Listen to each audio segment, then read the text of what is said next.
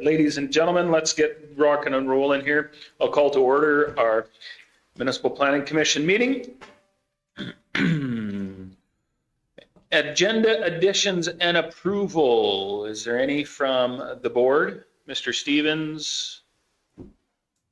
Nothing? Anything? Nothing on my end. Okay. Administration, Mr. Chair, we do have an additional report to go under development permits. As suggest 6.7. Okay, 6.7, and that is in front of you. Mr. Stevens, you will not have that, but you'll be okay, I think.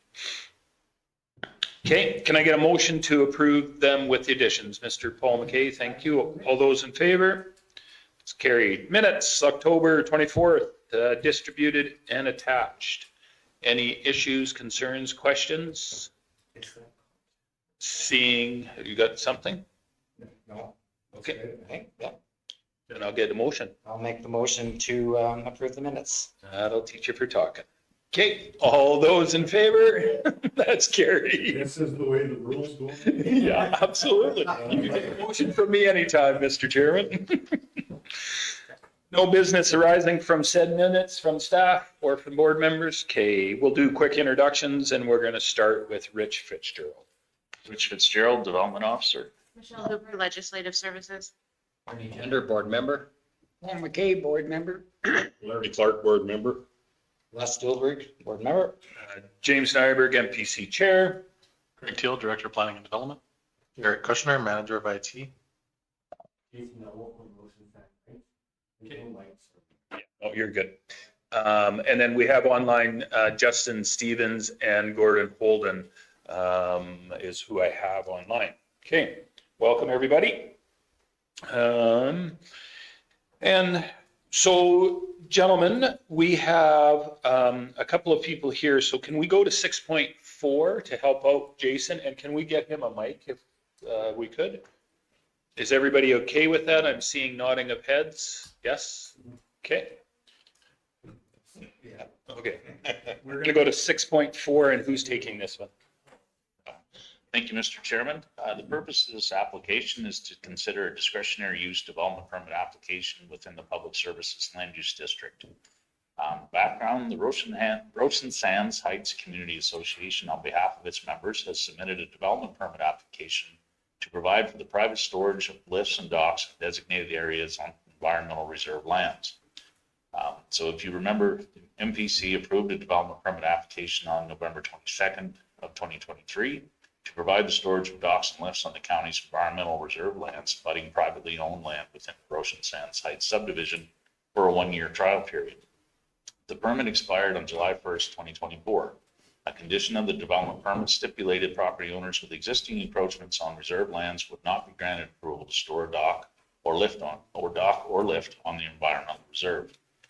The Roshan Sands Heights Association has established a database consisting of pertinent information, including proof of a $2 million liability insurance for landowners with docks or lifts stored on the environmental reserve lands. The tracking system identifies the landowners of the item stored on the ER by attaching a numbered tag to the item.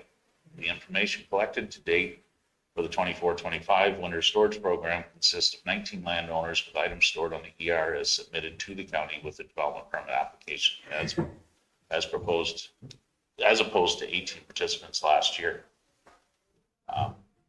So we do have a regulatory that was adopted, bylaw 1569. 16 was adopted to amend land use bylaw to allow this for the storage on the ER. Then it goes on to define the boat lifts and docks.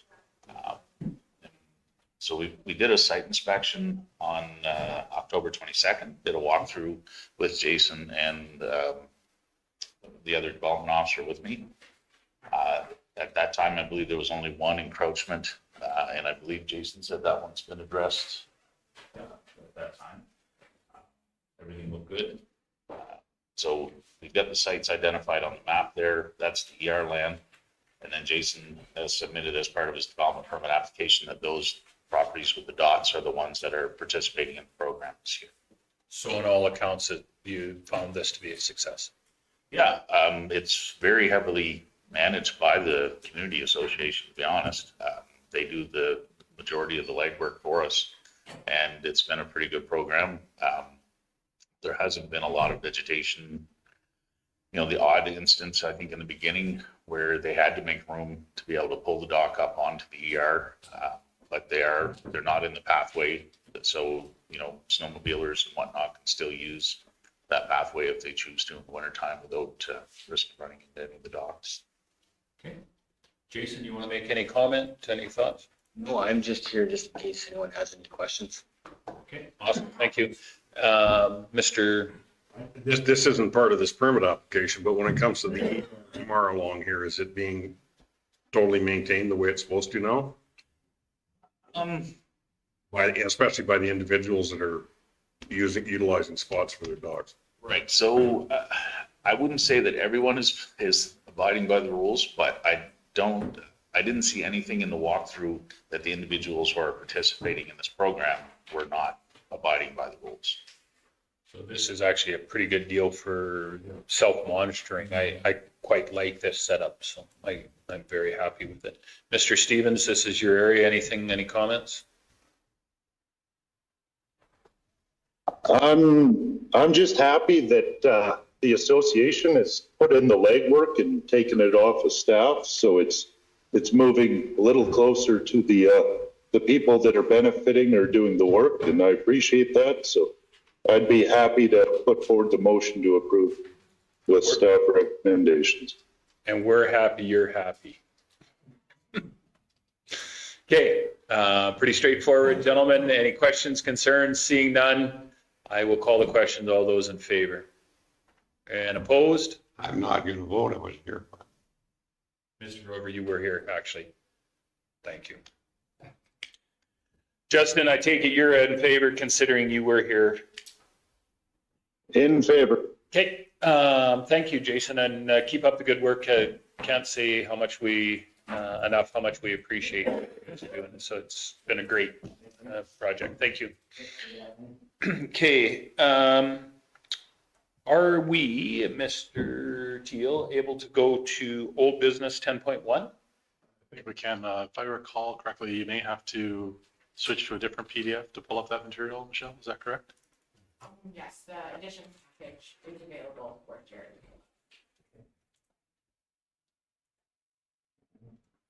And is it in our package? It says page 3 here, but under additions is. Yes. So you should be looking for a 61-page separate PDF.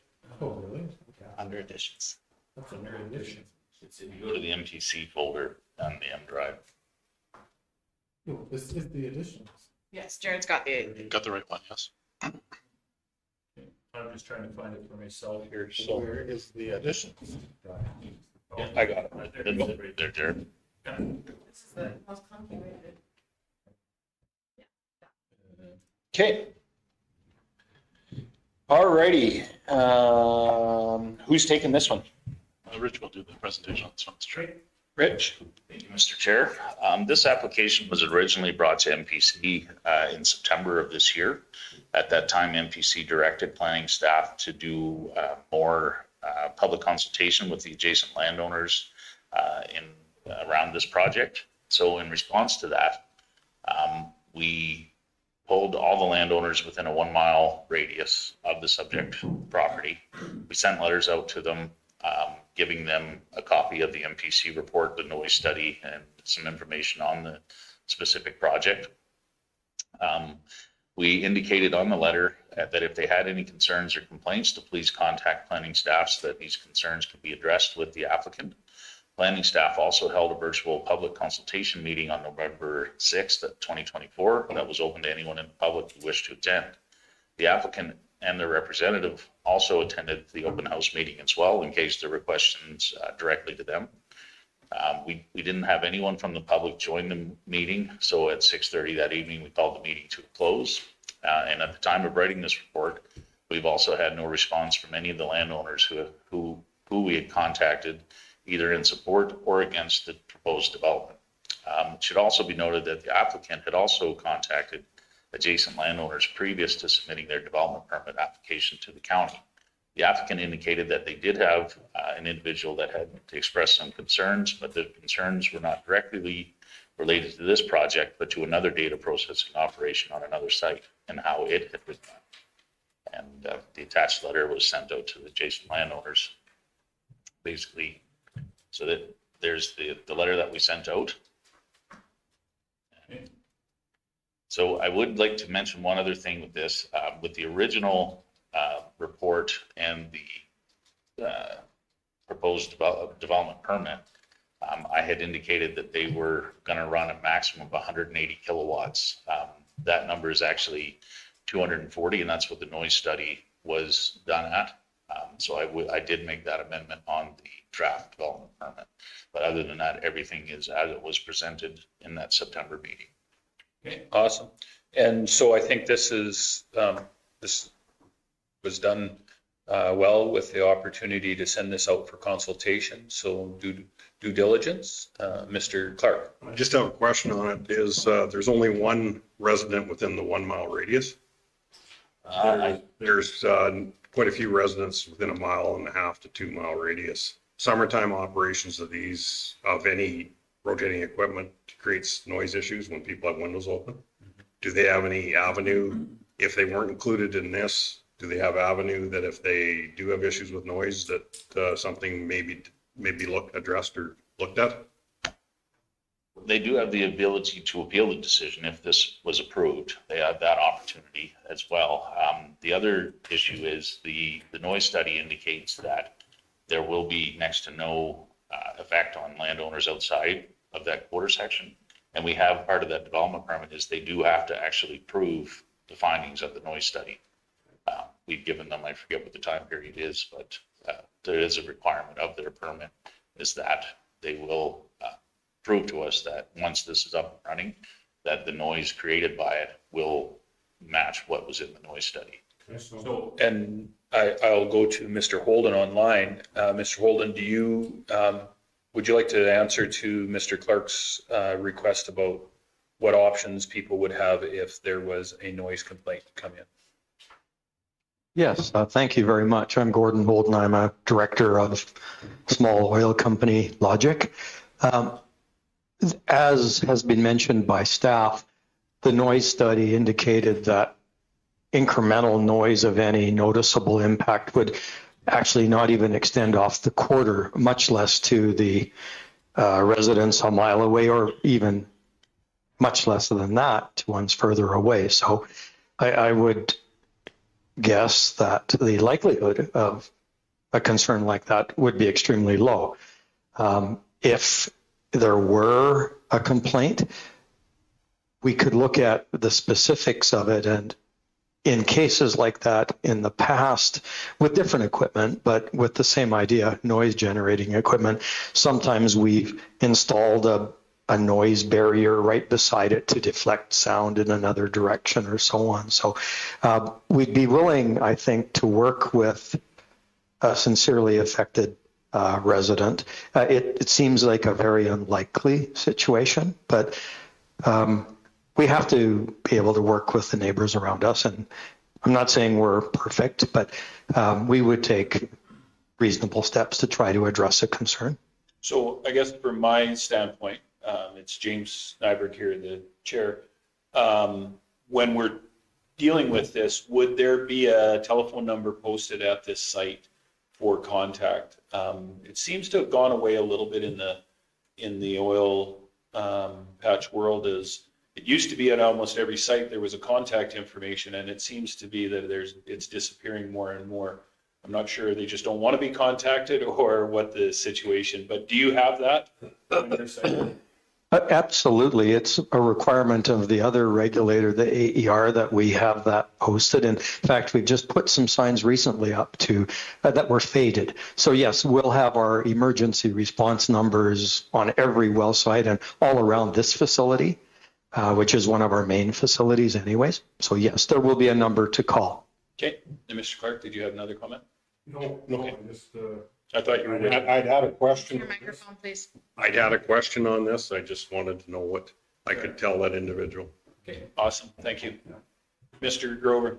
You did a 24-hour Yeah, sure, 24 hours a day, yeah. Mr. Holden? Yes, it is. It's for our emergency response. So it's a service that tracks one of us down no matter what when a call comes in. That's what I want to know. Any other questions or concerns? And I thank you, Mr. Holden, for working with us on this one. That it shows a lot towards us for sure. So, and me and myself, I will speak for that. I'm not sure about everybody else. Mr. Stolberg? Yeah, and I'm glad we took the time to pause this application to do a further consult with the neighborhood. And when it came back with no concerns, it makes me a little bit more ready to vote on this. Absolutely. Mr. Stevens, anything? Good on my end. Okay, I'll get a motion then from someone. Mr. Clark? Yes. Okay. We have a motion, recommendation with staff recommendation. All those in favor? And that's In carried. favor? Thank you, Mr. Stevens. Excellent. Okay, and thank you, Mr. Holden. Okay, you're more than welcome to stick around and watch the rest of the proceedings, but there we go. Our thanks to the commission. Okay, we're going to go back up to 6.1, page 7 of your regular package, gentlemen. And who's taking this one? We'll be taking the development permits today, Mr. Chair. Awesome.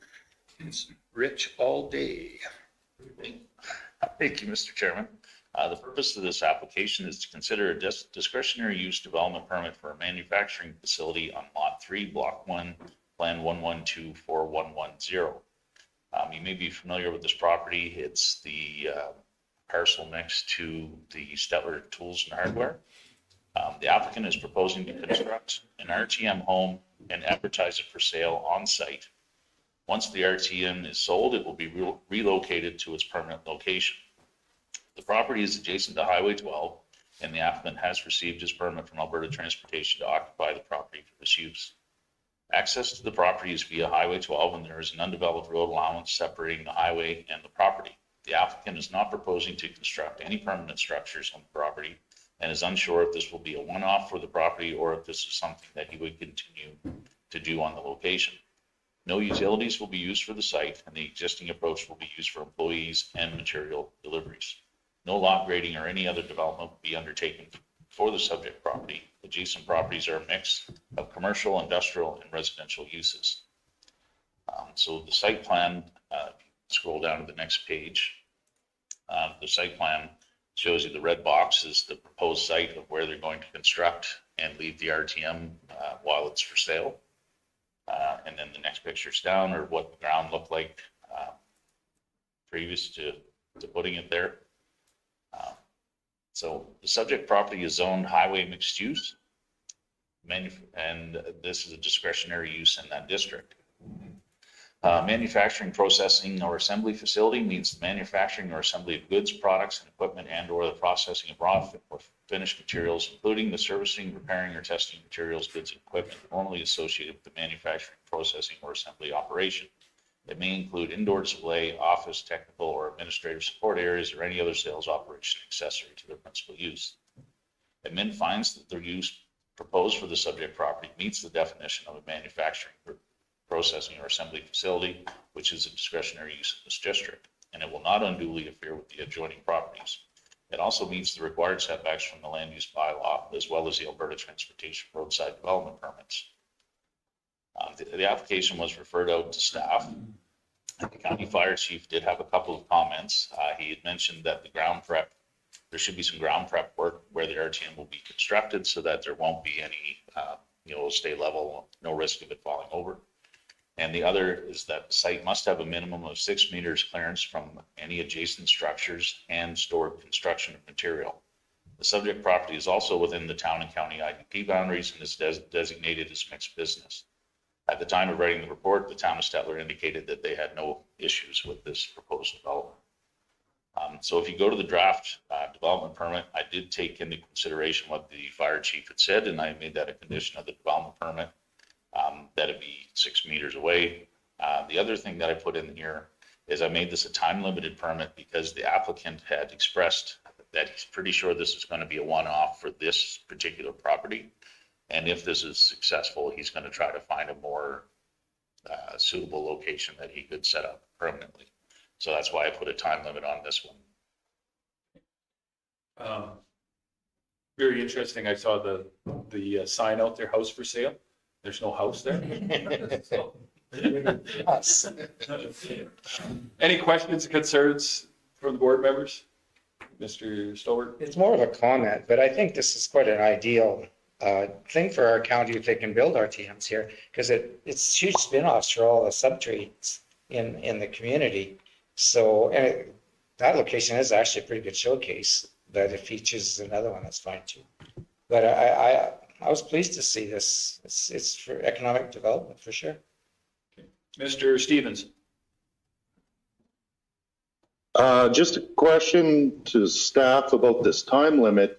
What happens if sales of this house take longer than expected? What would be, I don't want to create an issue down the road. So I've given it a 2-year time limit, but he does have the opportunity to come in if it hasn't sold or whatnot. He does have the opportunity to come in and ask for an extension of the permit. Okay, answered your question. I'm satisfied. Okay, Mr. Ernie Gender? Move it as presented, please. Okay. No questions or concerns? All those in favor? That's carried. Thank you. In favor? Question. Oh, I wasn't voting yes. all right. It was just one that, okay, we did see, say, like the subfloor being built out there. Were they overextending the, before the permit was? Did they start before?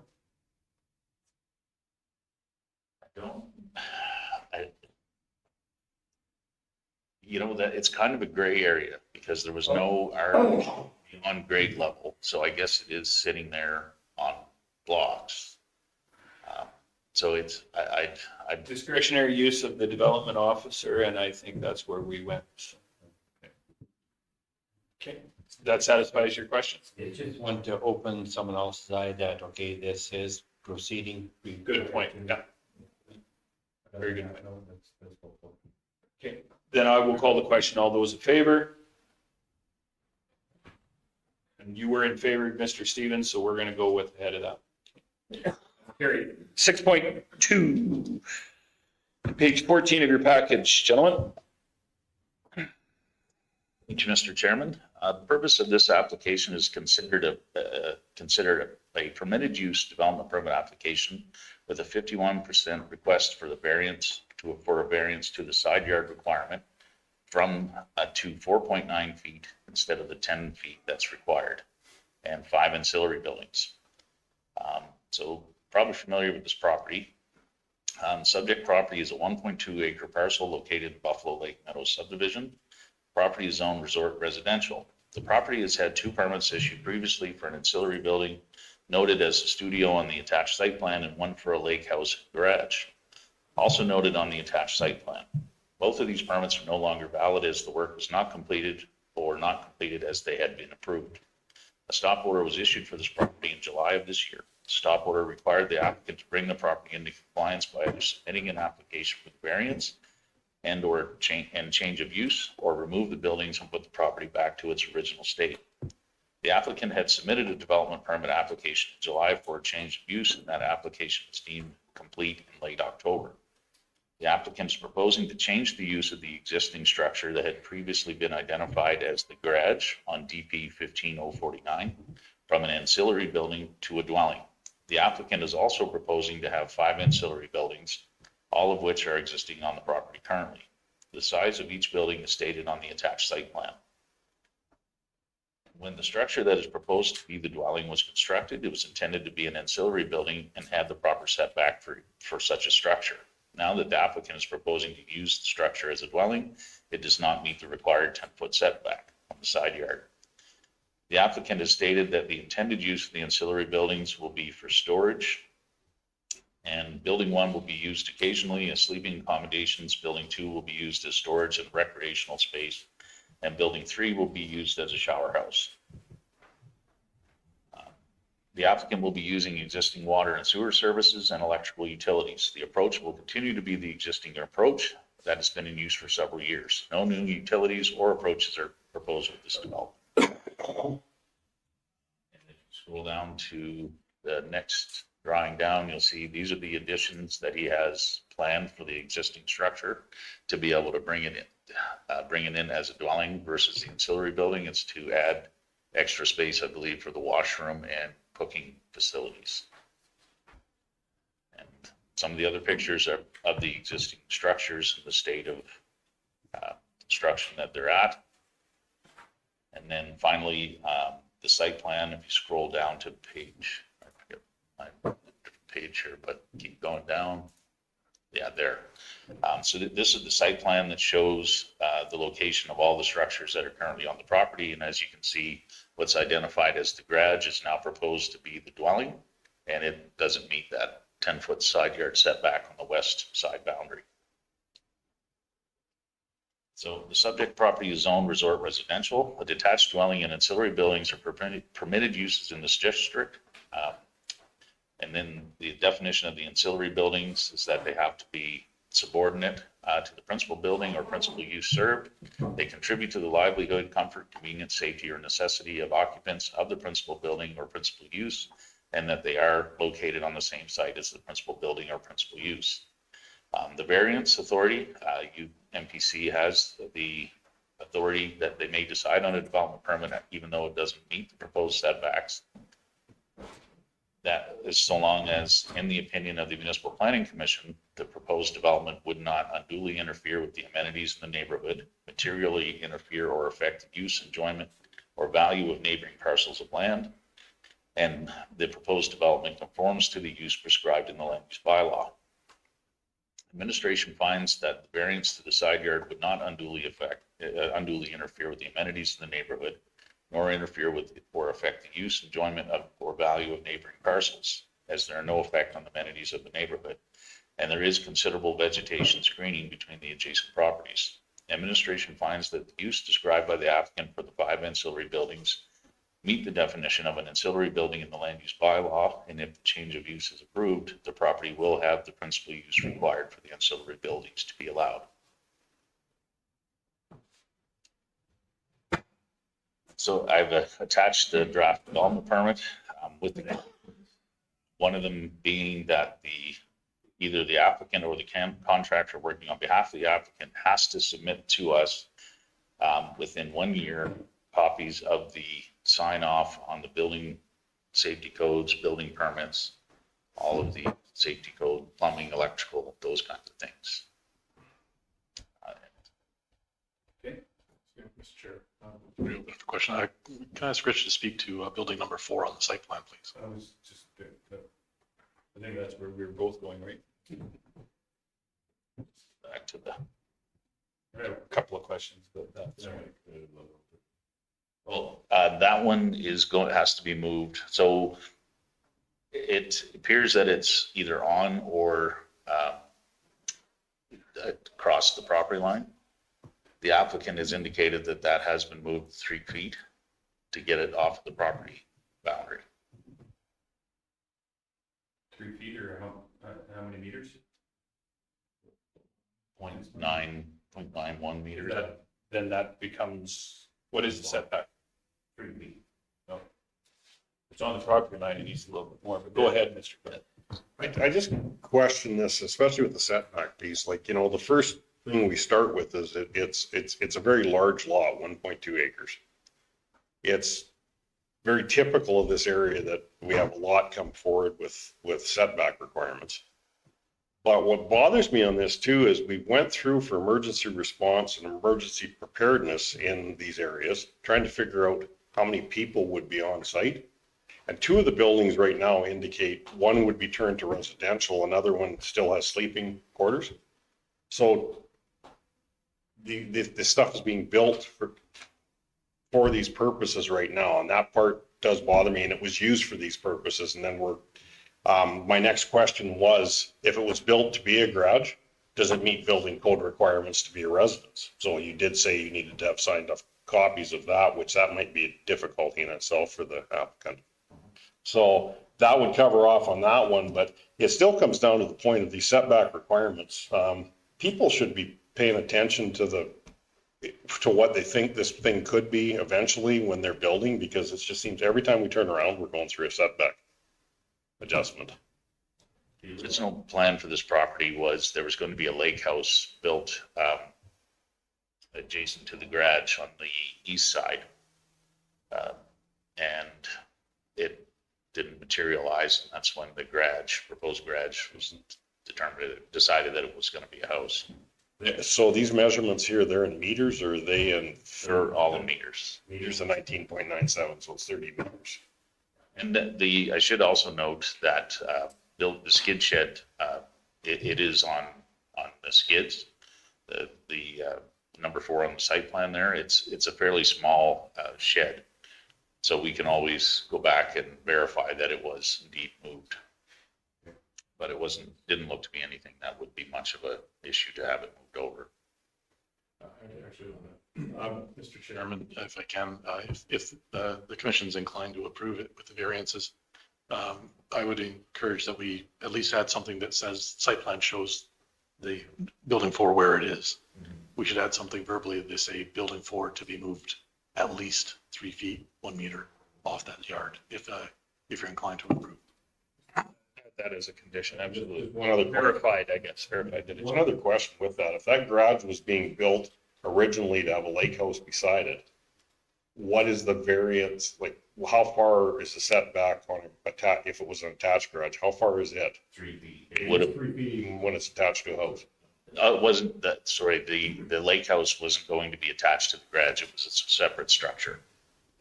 Standalone, so that's the difference. And I get the idea behind that is fire, correct? So, what, have we asked our fire department to have a look at this? Yes, the only concerns that the fire chief had was about the same, the building codes, safety codes, making sure that it matches for the change of use. And the studio matches the setback that it should have. Okay. So really the only variance on setback is that garage is where we're talking about. Okay. Now, this particular development permit has been one that has been in front of us a number of times. And I would dare say that we've had some compliance issues. So is it prudent for us to also put in this development permit that we ask for a work plan and a time scheduled work plan? We had an individual out in the other, I can't remember where out at the lake, which had also had some issues with a very similar development where we had some compliance issues. And I think we gave them a time limit that they either fix it or get it done. And I do not want to be seeing this a year from now again going, they didn't get it done because. So is it possible for us to put a work plan with timelines saying this has to be done by this and this has to be done by this? Well, I will just mention this. I did make it a condition of the development permit. Generally, we give them, 1 year to start the project, 2 years to complete. Where this one's already started, I've shortened that window up to 1 year, that he has 1 year to complete the exterior of the main building. And the ancillary buildings, I gave him 2 years to complete the exterior of those. But the building that he's proposing to be the dwelling, the exterior of that has to be completed within 1 year of the issuance of the permit. What about the safety code issue in the inside of it? What's the timeline to get that fixed? That would be the 2 years. Actually, correction. If you take a look at condition number 5, Rich, he only gave him 1 year. Oh, sorry, 1 year. Go ahead, Mr. Clark. Just a question on that. The one set of drawings we looked at showed additions to that structure. So is that that's within the 1 year also, and the exterior would still be the 1 year? It's not just a piecemeal piece kind of tied onto the side? That the exterior of the building has to be completed in 1 year, so that includes. With additions? They were, from what he had described, they were fairly, not major additions that he was adding on, so it shouldn't be anything that would take 2 years to complete for sure. So the occupancy of this garage slash now dwelling.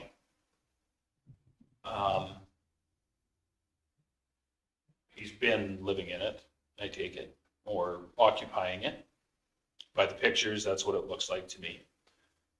Doesn't meet safety code. Is there some way that we can add a condition that says it cannot be occupied till we get a safety code certificate? Here's my problem with it, and my concern is, come April 1st, they go out there and decide to start a fire up and burn it down, and somebody doesn't make it out.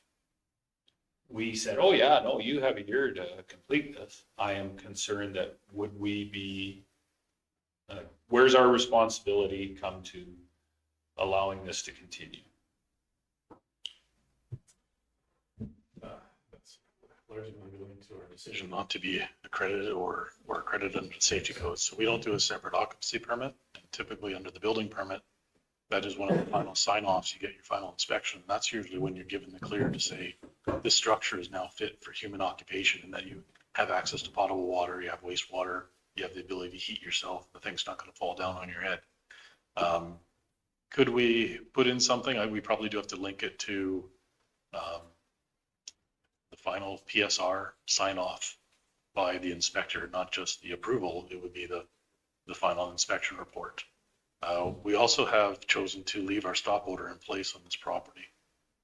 In that stop order, we did purposely give the applicant a little bit of latitude because we realized they probably have to do a little bit of DIY here, and they've been living on site to do the work, which is why we considered it a latitude. So not so much heavy on the safety perspective. My own personal view is the safety codes is going to be what makes or breaks this. I think there's a number of issues. However, some of those may be just an issue of how far back you have to go to correct what's been done. Maybe there's not that bad. I'm not a safety codes officer. Or how much money and effort you have to put in to get it up to code within the 1 year that we're giving you. Councillor Stevens got his hand up. Okay, go ahead, Councillor Stevens. I understand the frustration with compliance stringing along, but I'm very hesitant to go the route of a work order. I think a note on the file, if anything were to come up on this property again in a year had they not complied, but I think it would be an overreach to ask for a schedule or work plan. Okay, we do have a stop work order still in place. So, and in the past, some of our stop work orders, we have asked for a work plan of how it goes forward. That's kind of typical with the stop work order. So I don't know if it is an overreach, but, and that's not a hill that I'm going to die on this one. The frustration with these seems to be palpable with me anyway, so. Okay, so we have a plan to go forward with this. It's not a perfect plan, but do we accept it? Mr. Stevens, go ahead. I'll make the motion that we approve with staff conditions with the amendment of moving that ancillary building. I believe it's 4, is that correct? Yes. I think it's just to verify that 4 has been moved because from all instructions, it has been moved, but to be verified. Is that okay? Okay, then I'm happy with my motion with the 1-year term limit. With the verification that 4 has been moved to the proper setback. Correct. That's what he said. Good, Justin. Okay, any questions or concerns on this one?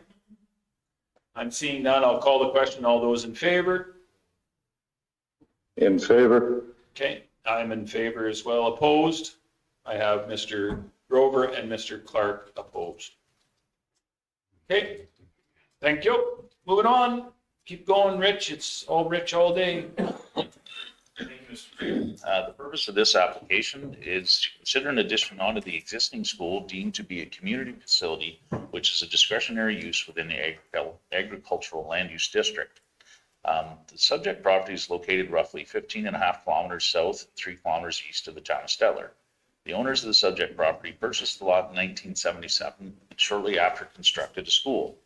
The property also houses a church and a residence for school and church staff. In 2014, a permit, TP 14073, was issued for an addition to the existing subject structure.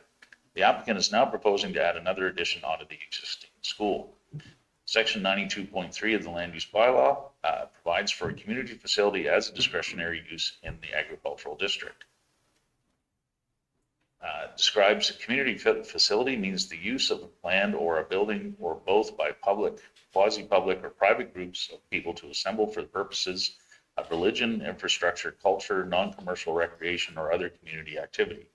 Typical uses include, but are not limited to, a museum, school, church, library, YMCA, playground, and a private or public club.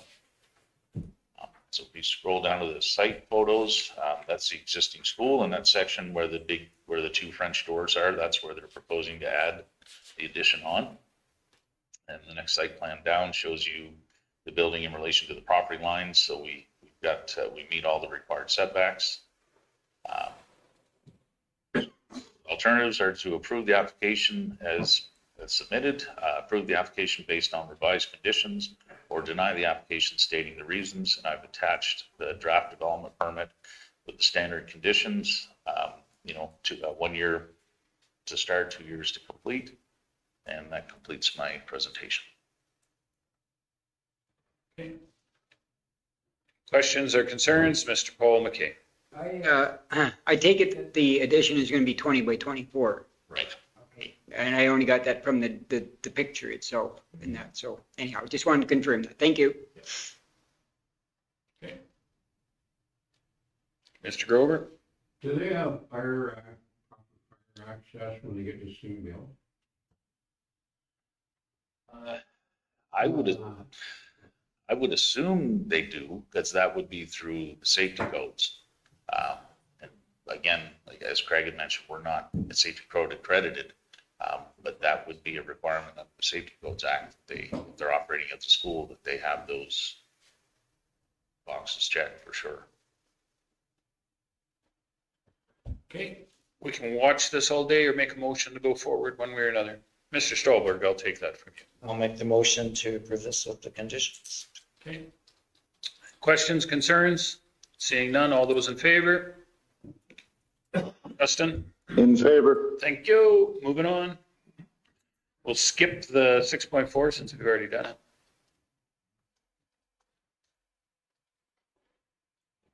Rich is pretty serious right now.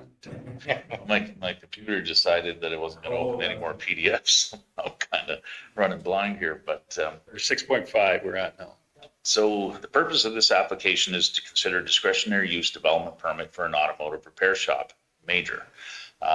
This application was received for an automotive repair shop major on Lot 5, Block 1, Plant 162-2117 in the agricultural district. This parcel contains a manufactured home, a barn, and a Quonset. The applicant is proposing to use the Quonset as a shop to operate a heavy-duty mechanic shop.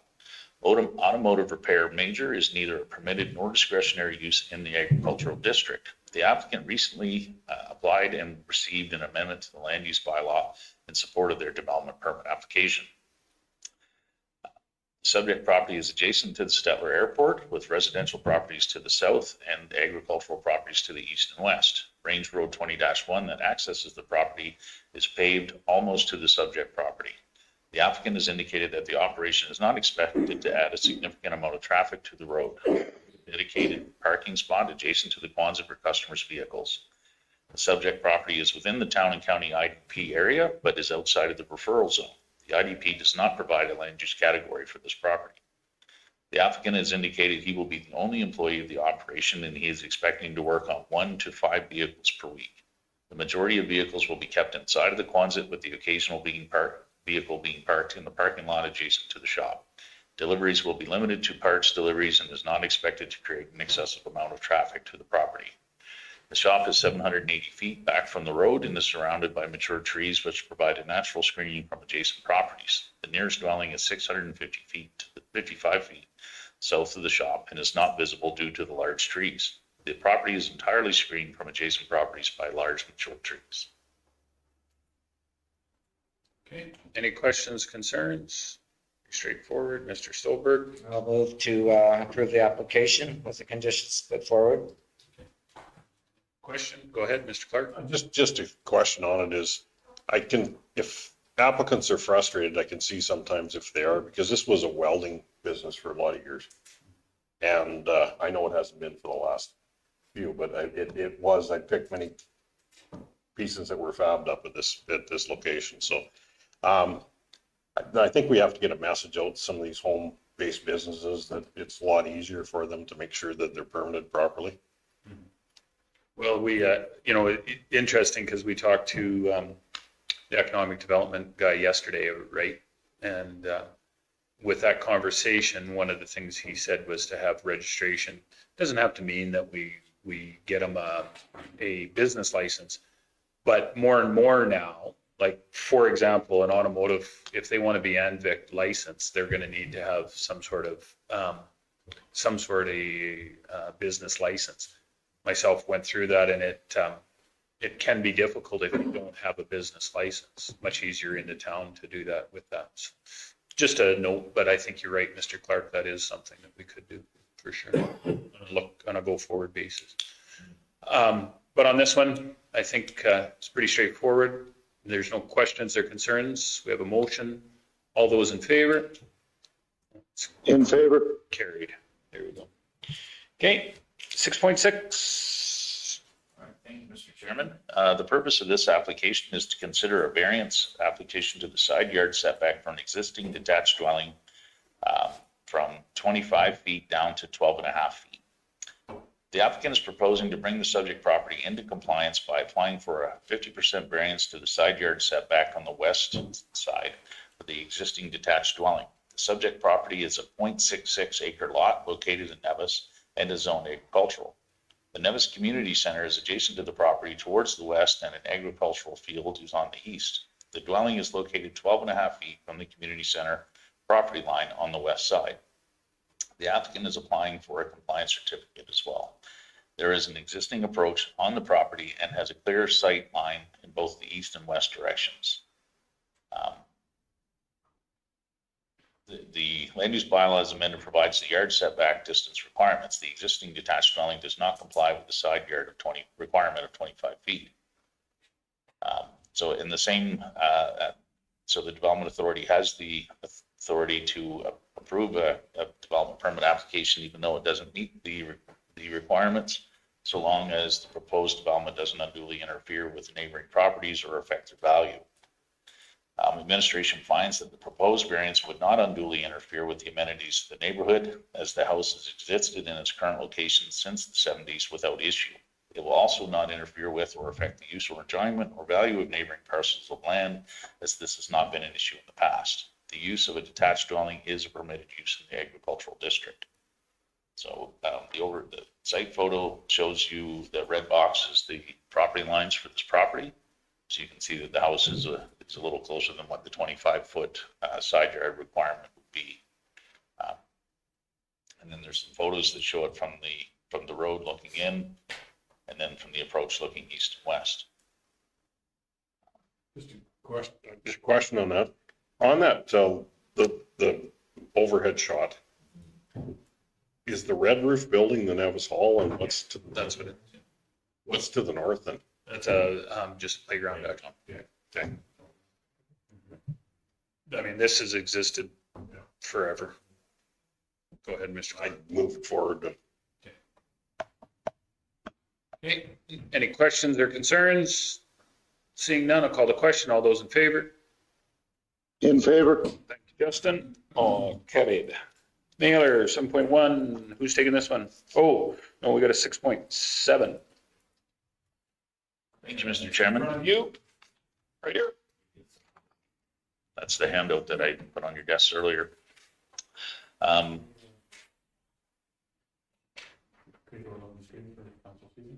Yep, it's in the MPC folder, Peter Warren.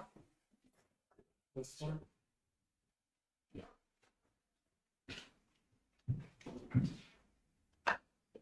So the purpose of this application is to consider the placement of a manufactured home, a 2006 Moduline Silverwood Mobile 75 by 20, deemed to be a manufactured home older than 10 years, which is a discretionary use within the agricultural district. The subject property is located roughly 6 kilometers southeast of Erskine in the agricultural district. The applicant is proposing to place a manufactured home older than 10 years on a 35.04 acre parcel. The applicant owns the subject and adjacent property located in the same section found 6 kilometers southeast of Erskine. See picture of area overview. There is no existing approach on the property, and the applicant has submitted an application for an access approach. The proposed location for the approach onto the county road has a clear sight line and in the east and west direction, although to the west, there will be some vegetation that will have to be removed. Applicant plans to trench a water line from an existing well that is not currently in use on the neighboring lot, Lot 1, Block 1, Plan 8120081, and they are the same owners on both lots. The applicant has indicated they will not be updating or renovating the outside of the manufactured home. So the land use bylaw provides for a manufactured home older than 10 years as a discretionary use in this district. Section 67.1 of the bylaw stipulates exterior photos of the home shall be submitted with the development permit application for the manufactured home older than 10 years in order to assess the compatibility of the home with surrounding development. Referral comments, we referred it out to county staff. No comments were received pertaining to the proposed development. So then the site photos shows you an overhead of the subject property. So the two parcels are what are highlighted in red.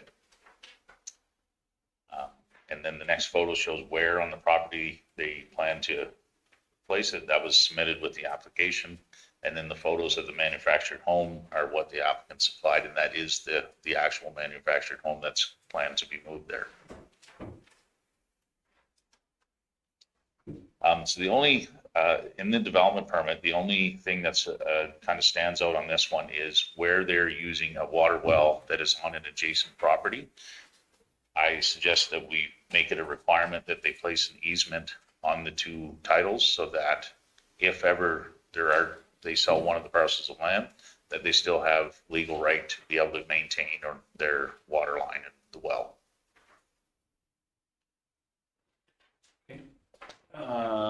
Mr. Grover. Mr. Brewer. I move it. We can add, it's an older mobile, but looks pretty good to me there anyhow. Do you, or can you, or do you have to do an easement on your own property? That's, like, I understand where you're at, Rich, but in the same sense, if you're the same title owner on both pieces, I see, and I was under the understanding. file an easement against yourself. I was understanding that, not to interrupt you, but we're on the same idea here, that you cannot share a well anymore, but the Alberta government. So the property that the well is on this well was drilled with the intention of it being used for, I believe, agricultural purposes. It was never used. So right now it's not in use. There is a separate well that the house that's currently existing on the other parcel is using. So if they were going to use, both people using the same well, that would have caused, would have been a much different scenario. But where this one's not being used, it's. But it's on the other property. Right. Okay, I see. So a shared well is not allowed, but if you want to drill two wells on my property, I can give you water. Okay. Not that it's not allowed, but now you're looking at a communal water system, and that would come with a lot more red tape through safety. So I'll field the easement question if I can, Mr. Chair. So yeah, you can actually enter into an easement for yourself because it's not really about you as a person. It's about the two separate legal entities that are the two properties. So today they may be under the same ownership and one person can sign. But that's the point of getting it clarified now while the same party controls it. If it does sell in the future, we don't have two neighbors that say, oh, you cut off my water system because the new purchaser doesn't like the other people that are already there. And that's how we do it. So sometimes we'll see in an easement, the same party is the grantor and the grantee, but it's really about the legal entities, the titles, the land. That answer your question? Yes. Yeah, it was interesting. I was asking, thinking the same thing. Okay, any questions other than that? Questions or concerns? All those in favor? Justin? Hello, Justin. Still out of the truck. Okay. I've got a question just on, are anything older than 10 years for a siding, kind of a siding replacement, is that something we should be looking at in our land use bylaw? As far as making it, Well, like, you go back 20, a lot, like 10 years now, they're building these things that they do typically look a lot better than what some of the past ones did. So ones that have come to us, like these modulars, there has been one that we've said they've had to reside that is, just over that 10-year mark. well, but when we did it, you're right, because that was how many years ago we put it in, and we were getting some of those flat roofed ones, and they were looking pretty sketchy. Sort of a lake thing, was it not? I'll let you speak now. That was, they were, no way, you don't wanna, like, if you had this one beside one of those, yeah, you'd wanna knock the one with the flat roof down. Well, and we did approve some of those when they came and added a roof on top of it. Like they said we were going to bring it up by residing, re-windows and and I mean, that's fine too, but it has to come to some sort of standard. Whether it's 10 years, I mean, you're right, it has, but I mean, the one time that we give that up and say that you'll have a 15-year-old one come in and go, okay, right? I don't know. It's just over the 7 years I've sat at this table, like anything, that's probably 20 years now, Right. If I can. Yeah. So part of your question was, what happens over time? Yeah. And I think for all our dwelling units, that's where we have the role of the unsightly premises bylaw to actually follow up. In some ways, this is the one housing form that we spend a lot of time on. If this was a stick-built detached dwelling, we wouldn't even ask the age, we wouldn't ask the condition, we don't have architectural standards. But if it gets to the point of any property is so let go in terms of maintenance, is having an impact on your neighbors, that's why we have that other tool, the unsightly premises. which, no, I understand that, but we just approved of the building of one that should be moved. Or the building of the garage today, but I mean, we just approved the one of a modular to be built on one site to be moved to another site.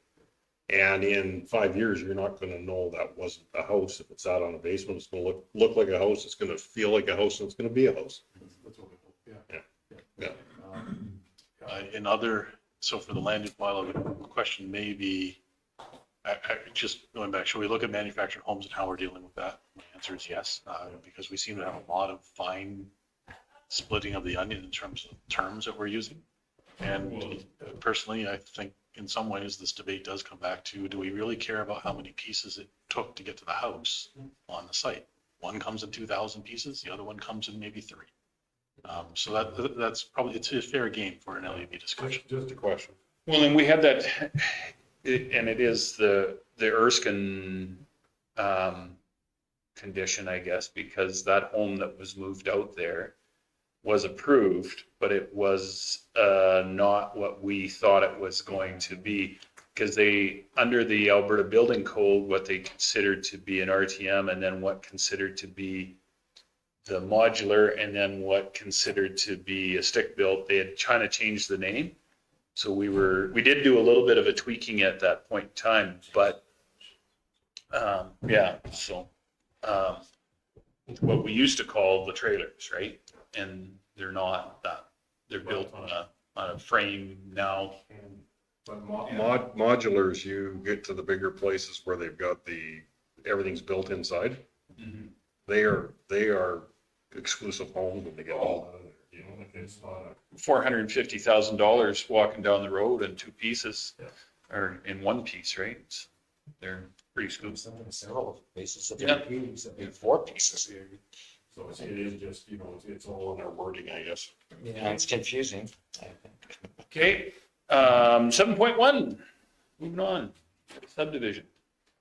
Page 53 of your package. No, it's 6.7, we're doing 7.1 now. We didn't do 7.1 yet. No. We did 6.7, which was the addition. 6.7, okay, gotcha. Now 7.1 is the mailing one.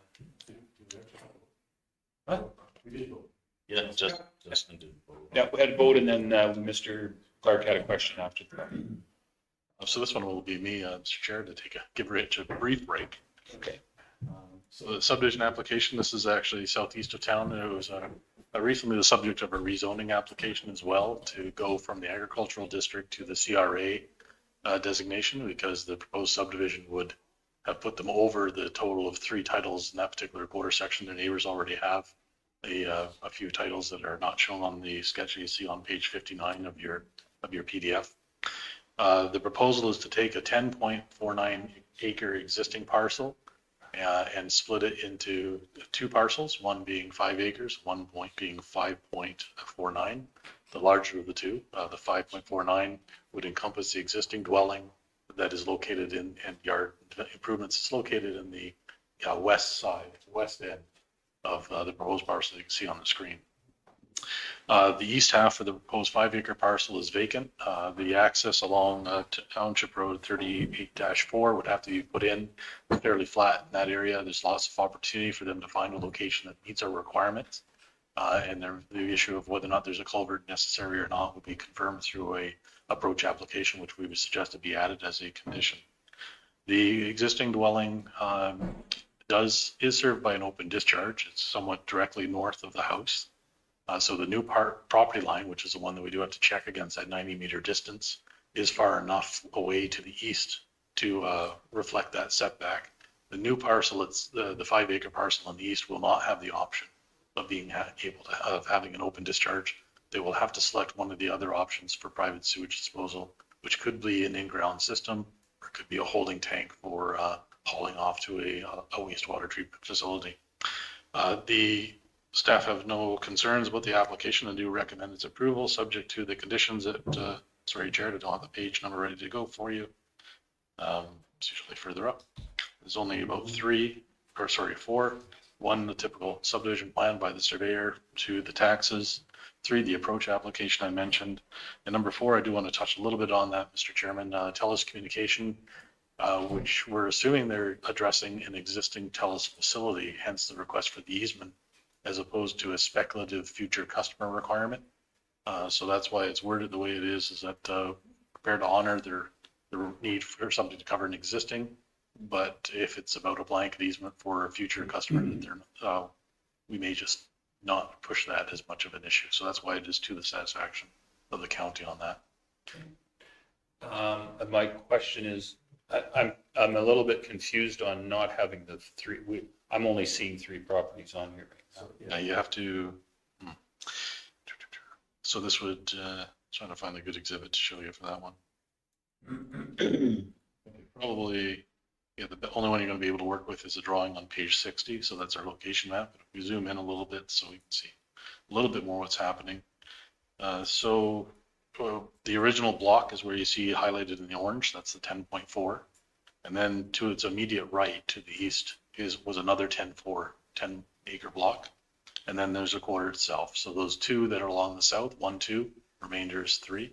So to go beyond that, they had to approach council, and they did, got approval for rezoning. So they'll now be number kind of 3 and 4. I can't remember from the GIS what's happening in that far upper corner, whether or not that's a utility right away or an actual property line, creating a triangle parcel in the upper right. Yeah, so that's not a 5th parcel out type deal. Okay. Go ahead, Mr. Clark. I'll move it forward. If they compete against the parents for what their yard looks like and stuff, it'll be a very nice place. There'll be one more bunch of young kids back in the county. No questions or concerns? Okay. All those in favor? And that's carried, Mr. In favor. Stevens. Thank you. Okay. Department 8.1. Thank you, Mr. Chairman. So as far as development permit numbers go, we're a little bit behind where we were last year. So development permits as of November 20th, 2023, we're at 111. And this year, as of November 20th, 2024, we were standing at 94. It's kind of a mixed bag of development permits, with definitely residential permits are the one that leads the charge. There's no real trends that I can point to with the development permits. We have had a bit of a rush since I wrote this report on the 20th. We have had a bit of a rush, and we are up, I believe, now at 101 or 102 development permits. So we could very well end the year off pretty much on par with 2023. And this year has been, a little different. I guess we seem to be getting a little more compliance with, encroachments at the lake and properties that aren't in compliance. We have had some work with people where they seem to be a little more willing to work with us versus, I think when the word gets out, when a few people have to, end up in court and things get a little difficult and cost money. We send the letters out now, we get compliance more than we used to get ignored. So it's nice to see that. It's been a busy year with phone calls and, site visits and working on the reports and everything. It's been nice to see. Like I say, it seems like things are pretty much on par with where they were last year. Go ahead. Just to add a little bit to the department report, for the thrill of the postal strike, Mr. Chair. So we will be going a little slower as we are trying to figure out how to physically go out and deliver letters where we can, especially after the number of permits we just issued, so that we don't deny people their ability to know what's going on, and if they're upset, file an appeal. So that's going to take some additional staff time courtesy of the postal strike. But if you hear questions or you're wondering why are we driving around doing some of the hand delivery, it's about that appeal rights of the adjacent property owners. We do still advertise and it's available. The permits are on the website, but we can't count that people will see those advertisements and remember to go look things up. You can do like Amazon, drop the take a picture of the. It seems to work for them. It's been delivered. Click, here it is, right? We've done it. Just one, you had done a wheel previously and talked about what was industrial, what wasn't, and the difference on the tax. Is that not something? So we do those quarterly. Okay, fair enough. That'll be part of the next quarterly report. Sure. Okay, and that'll finish us up to the end of the year. So that'll be a good year and good. Yeah, and I like those because it kind of gives us an idea of where our development seems to be happening as far as industrial, residential, or I think it was even where this is going to be a phenomenal year for school. Yeah, unusual year. Okay, can I get a motion? Mr. Stolberg? I'll move the development officer's report we received. Okay. All those in favor? Mr. Stevens? In favor. Thank you. That's carried. New business, request for decision, December MPC. Page 70 of your package, gentlemen. We're going to move it up a little bit because I don't think Christmas Eve anybody wants to be here, especially staff.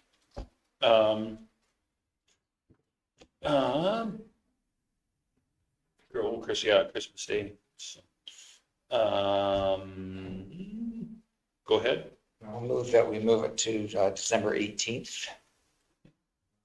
18th? I thought that was. We have to shoot for a morning time slot instead of our afternoon. Unfortunately, council, that day you are doing your public budget presentation in the afternoon. Okay, okay, well, it is the 18th, but a different, at AM. 10 a.m. would be a great start time. It's on my calendar already to hold the date. Yes, that is correct. Okay, so it is 18th at 10 a.m. Any questions, concerns? Seeing none, all those in favor? And Justin? In. Okay, Mr. Grover? I got something on that day, but that's fine. So are you in favor or opposed? Yeah. Okay, fair enough. Let's show the record. That's all I need. Okay. Then next up, we are going in camera. Mr. Gender, you want to give us a motion to go in camera? All those in favor? Mr. Stevens? In favor. Go.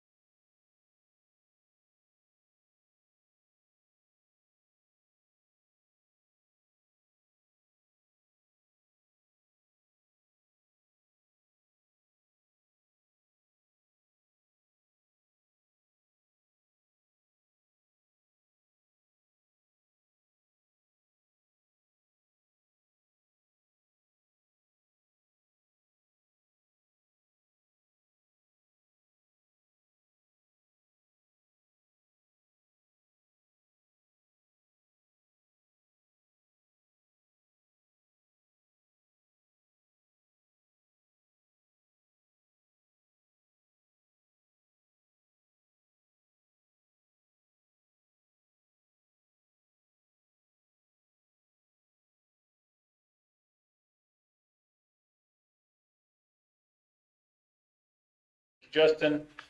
Next meeting is going to be Wednesday, December 18th. That is a morning. In the morning, gentlemen. Mr. Clark? All those in favor? That's carried. Thank you. In favor? Thank you, Justin. Hey, Justin?